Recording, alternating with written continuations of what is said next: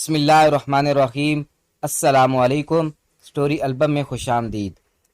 میرا نام گلناز ہے اور میں ایک لیڈی ڈاکٹر ہوں۔ ایک روز کلینک میں مریضوں کو دیکھ رہی تھی کہ ایک خوبصورت اور معصوم سی لڑکی ایک بوڑھی عورت کے ساتھ آئی اور اپنی باری کا انتظار کرنے لگی۔ کچھ دیر بعد میں نے جب اس کو طلب کیا اور مرض کے بارے میں پوچھا تو وہ کہنے لگی، ڈاکٹر صاحبہ میں بیمار نہیں ہوں، بس کمزوری ہے، مجھے طاقت کے انجیکشن لگوانے ہیں۔ اس کی بات سن کر میں حیران ہو گئی کیونکہ وہ دیکھنے میں کمزور نہیں لگتی تھی۔ میں نے پوچھا، آپ نے کس وجہ سے طاقت کے انجیکشن لگوانے ہیں؟ تبھی اس کے ساتھ آئی بوڑھی عورت نے کہا، ڈاکٹر صاحبہ یہ میری بیٹی ہے۔ جب یہ 16 سال کی ہوئی تب میں نے اس کی شادی کر دی تھی اور اب اس کی شادی کو 5 سال گزر چکے ہیں مگر ابھی تک اولاد نہیں ہوئی۔ اس کی ساس کو لگتا ہے کہ یہ اندرونی طور پر کمزور ہے، اس لیے طاقت کی دوا لینے آئی ہے، بس آپ کوئی ایسا انجیکشن لگا دیں جس سے اس کی اولاد ہو جائے۔ اس کی بات سن کر مجھے برا لگا اور میں نے کہا، دیکھو بی بی، ایسے انجیکشن لگانے سے اولاد نہیں ہوتی، میاں بیوی دونوں کے ٹیسٹ ہوتے ہیں، پھر دیکھا جاتا ہے کہ نقص کس میں ہے، پھر اس نقص کے مطابق علاج کیا جاتا ہے۔ میں نے ذرا غصے سے کہا، اس لڑکی کی آنکھوں میں آنسو آ گئے۔ دیکھیں آپ روئیں مت، اللہ نے چاہا تو آپ کو اولاد لازمی ہوگی، آپ مجھے کچھ سوالوں کے جواب دیں۔ پھر میں نے اولاد نہ ہونے کے متعلق اس سے چند ضروری سوالات کیے اور پوچھا، کیا تم نے پہلے کسی ڈاکٹر کو چیک اپ کروایا ہے؟ میری بات پر وہ کہنے لگی، جی ڈاکٹر صاحبہ، میں پہلے بھی 2 ڈاکٹر سے اپنا علاج کروا چکی ہوں مگر میری اولاد نہیں ہوئی۔ پھر میں نے پوچھا، تمہارے ٹیسٹ بھی تو ہوئے ہوں گے، کیا تمہارے پاس سابقہ ٹیسٹ کی رپورٹس ہیں؟ تو اس نے فائل آگے کر دی اور بولی، جی یہ سب رپورٹس میں ساتھ لائی ہوں۔ میں نے رپورٹس تسلی سے دیکھی، تمام رپورٹ صحیح تھی۔ پھر میں نے اس کا چیک اپ کیا، سب کچھ نارمل تھا، اس میں کوئی نقص نہیں تھا۔ پھر میں نے اسے کہا، دیکھو لڑکی، تمہیں کسی دوا کی ضرورت نہیں ہے، ہر چیز ٹھیک ہے، کچھ انتظار کرو، اللہ نے چاہا تو اولاد بھی ہو جائے گی۔ وہ اداس چہرے کے ساتھ کہنے لگی، ڈاکٹر صاحبہ آپ مجھے بس طاقت کی انجیکشن لگا دیں۔ ارے پاگل ہو کیا تم؟ بالکل صحت مند ہو، اس لیے کسی انجیکشن کی ضرورت نہیں، ٹینشن مت لو، بس اچھا سا کھاؤ پیو اور خوش رہو۔ اس کا نام سکینہ تھا۔ اس نے افسوس سے مجھے دیکھا اور کہنے لگی، ڈاکٹر صاحبہ میں بہت پریشان ہوں، کیسے ٹینشن نہ لوں؟ جب بھی کسی ڈاکٹر کے پاس گئی انہوں نے یہی کہا کہ طاقت کے انجیکشن لگوا لو، تمہیں کمزوری ہے، ٹھیک ہو جاؤ گی، کمزوری دور ہوگی تو اولاد بھی ہو جائے گی۔ عجب بات ہے، بہرحال تمہاری تسلی کے لیے میں تم کو طاقت کی دوا دیتی ہوں۔ میں نے اس کو کچھ وٹامن کی دوائیاں لکھ کر دی اور کہا کہ اس دوائی کو آپ باقاعدگی سے کھائیں، آپ بالکل ٹھیک ہو جائیں گی۔ مگر کچھ دن بعد وہ دوبارہ آ گئی اور طاقت کے انجیکشن کے لیے اصرار کرنے لگی، جبکہ اس کی صحت قابل رشک تھی۔ آج میں نے اسے کچھ ٹیسٹ لکھ کر دیے اور ہدایت کی کہ پہلے یہ ٹیسٹ کروا کر آؤ، رپورٹ دیکھ کر تجویز کروں گی کہ کیا کرنا ہے، دوا دینی ہے یا پھر انجیکشن۔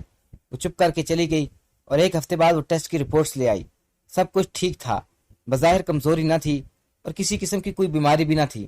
میں نے اسے ایک بار پھر سمجھایا، بیوی تم کو کوئی بیماری نہیں ہے، خواہ مخواہ دوا استعمال کرنا صحت کے لیے نقصان دہ ہوتا ہے۔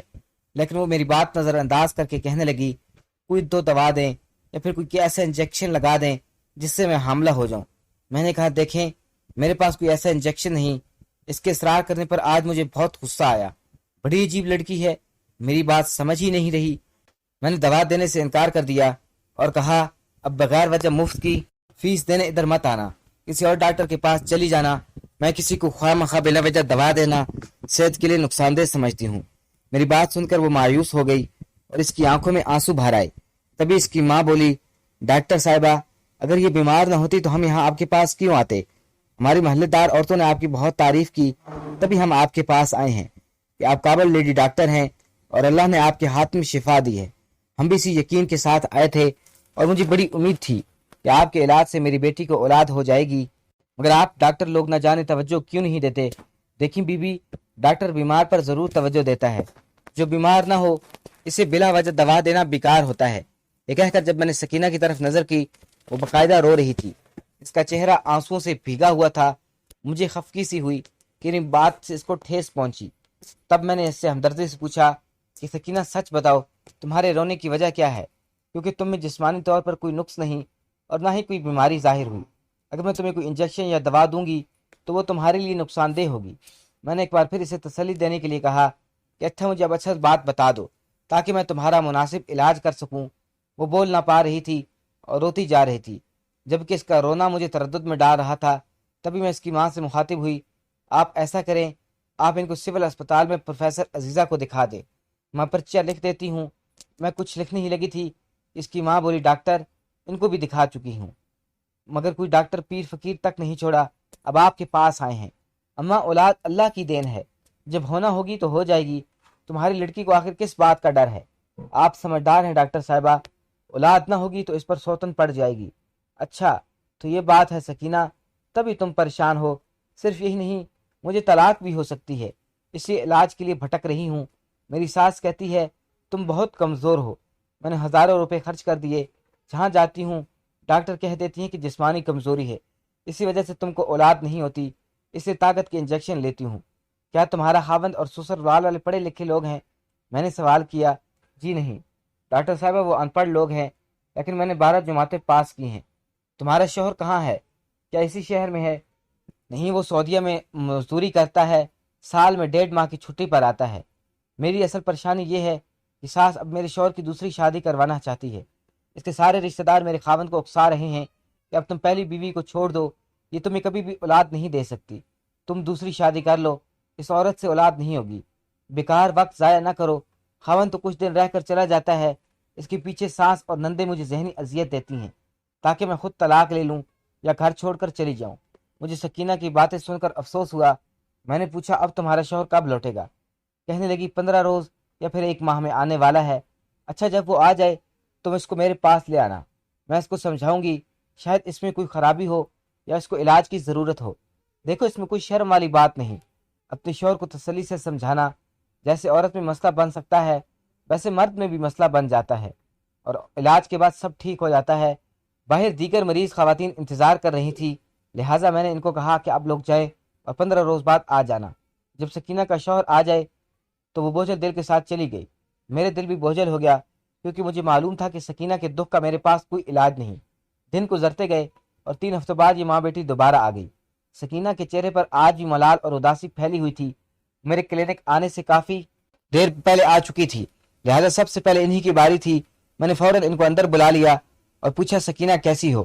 کیا تمہارا شوہر آ گیا ہے؟ وہ بولی، جی آ گیا ہے، لیکن اس نے آپ کے کلینک آنے سے انکار کر دیا، کہتا ہے تمہاری لیڈی ڈاکٹر مجھے کیوں بلا رہی ہیں، مجھ میں کوئی مسئلہ نہیں۔ دیکھو سکینہ، اس لیے ضروری نہیں کہ فقط عورت ہی بانجھ ہو، نقص مرد میں بھی ہو سکتا ہے، اس سلسلے میں شوہر کو بھی اپنا علاج کروانا چاہیے۔ اگر وہ تمہارے ساتھ نہیں آتا تو کسی دن میرے پاس بھیج دو، تاکہ اس کو پوری بات سمجھا دوں۔ جب تم دونوں کی پوری ہسٹری میرے پاس ہوگی تو میں کوئی معقول مشورہ دے سکوں گی۔ اس مقصد کے لیے دونوں کو میڈیکل ٹیسٹ ضروری ہوتا ہے۔ تمہارے ٹیسٹ تو ہو چکے ہیں، اس میں تمہارے شوہر کے ٹیسٹ کروانا چاہتی ہوں۔ ڈاکٹر صاحبہ، میرے شوہر ان پڑھ دیہاتی ہے، اول تو آپ کے پاس نہیں آئے گا، آئے بھی تو آپ کی باتیں اس پر اثر نہیں کریں گی۔ اس طرح کی باتیں ہمارے خیر خواہ رشتے دار بھی سمجھاتے ہیں تو وہ غصہ ہو جاتے ہیں۔